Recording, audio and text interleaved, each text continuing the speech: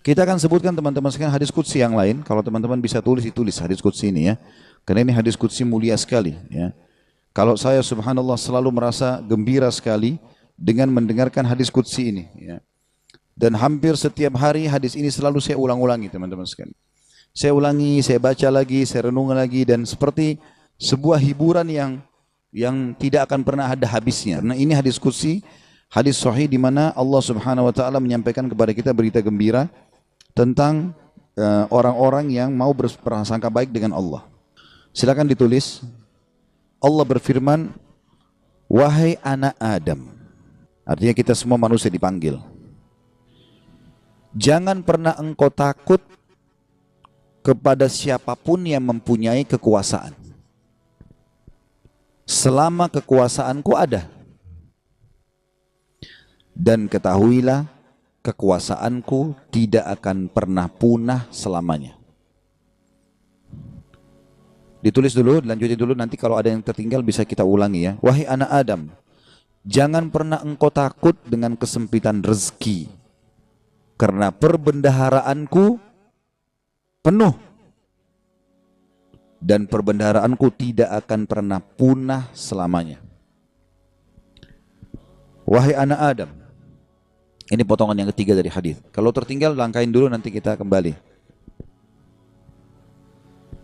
Jadi Allah Subhanahu wa taala tidak mau kita capek ya. Di sini dikatakan Allah berfirman, "Hai anak Adam, aku ciptakan kamu untuk beribadah. Maka jangan engkau main-main. Aku menciptakan engkau untuk beribadah, maka jangan kamu main-main ya. Dan aku tentukan rezekimu, maka tidak perlu kamu capek." Tentu anggota tubuh kita bergerak, hati kita bertawakal ya. Aku ciptakan engkau untuk beribadah, jangan engkau main-main, dan aku tentukan rezekimu, maka tidak perlu engkau capek. Demi kemuliaanku dan keagunganku, demi kemuliaan dan keagungan, jika engkau ridho terhadap pemberianku, maka aku akan tenangkan jiwa dan ragamu.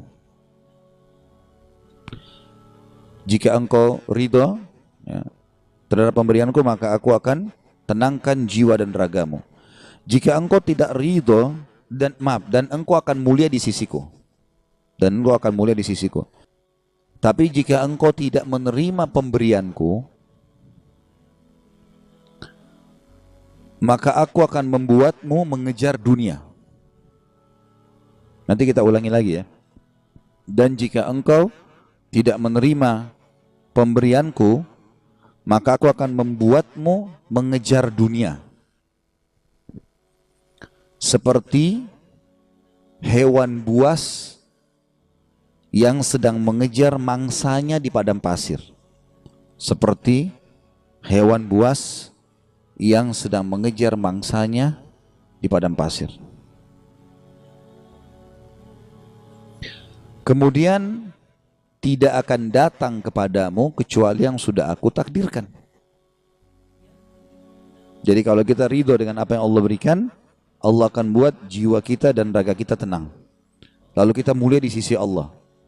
Tapi kalau kita tidak ridho terhadap apa yang Allah berikan, kenapa ya saya begini ekonomi saya, kenapa ya muka saya begini, kenapa ya badan saya begini, kita berkeluh kesah, maka Allah SWT mengatakan, aku akan membuatmu mengejar dunia seperti hewan buas yang sedang mengejar mangsanya di padang pasir. Kemudian tidak datang kepadamu kecuali yang sudah aku tentukan juga. Makanya capek sekali. Jadi orang beriman itu santai saja.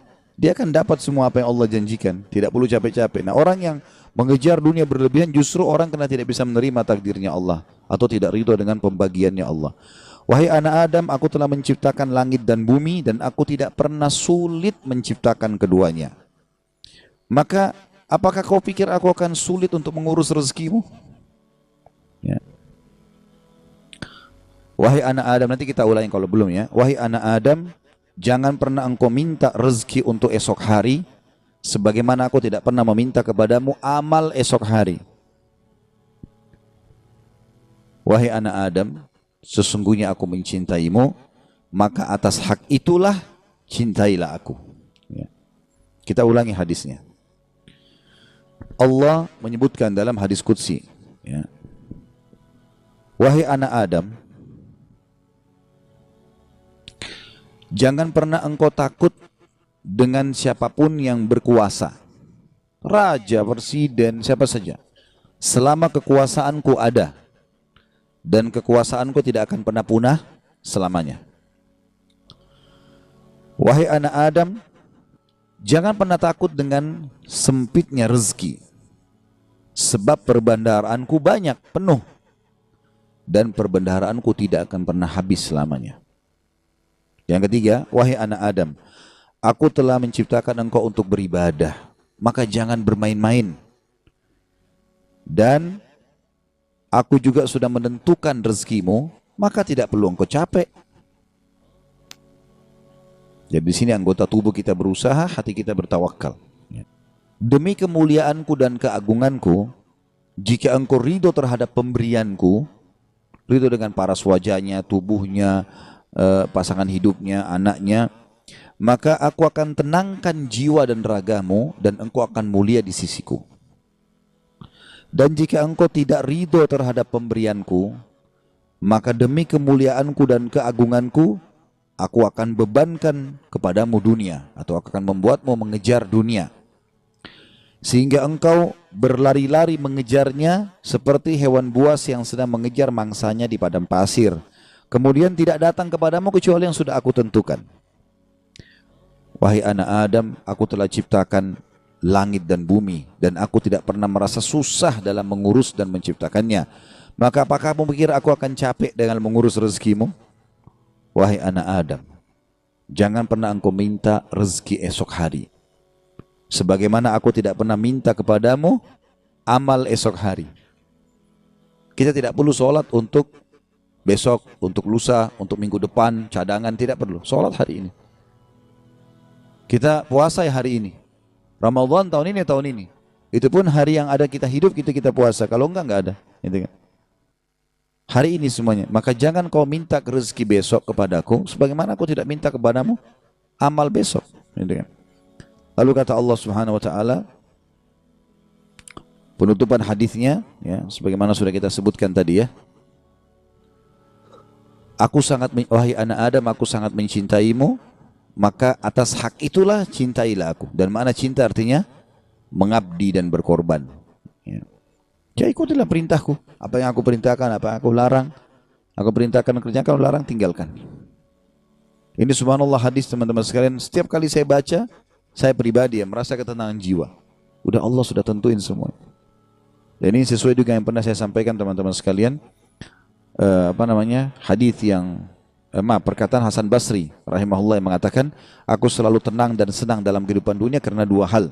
Aku selalu senang dan tenang karena aku tahu ajalku sudah ditentukan oleh Tuhanku. Udah, Allah sudah tahu kapan aku mati. Udah nggak usah aku pikirin kapan mati itu. Beramal saja. Aku selalu senang dan tenang dengan itu. Aku sudah tahu ajalku sudah ditentukan oleh Tuhanku, maka aku tidak perlu memikirkannya. Dan aku selalu senang dan tenang karena rezekiku sudah ditentukan oleh Tuhanku, maka aku tidak pernah berpikir untuk diambil oleh orang lain. Jadi kalau teman-teman misal lagi masuk dalam satu proyek berdua sama temannya, atau berapa orang sedang bersaing, lalu kemudian dia gagal, teman-temannya dapat misalnya.